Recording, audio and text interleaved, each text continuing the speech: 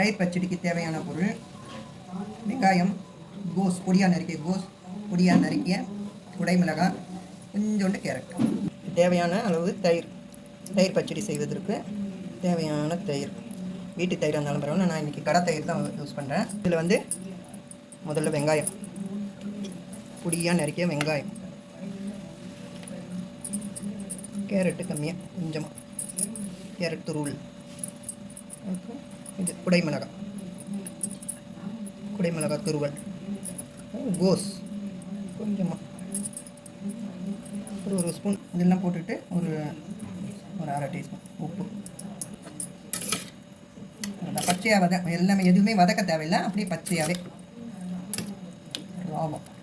வெங்காயம் எல்லாமே எதுவுமே வதக்கி சேர்க்க தேவையில்லை, வெறும் வெங்காயம் மட்டும் சேர்த்து செய்கிறது. இது மாதிரி செய்து பாருங்கள், சூப்பராக இருக்கும்.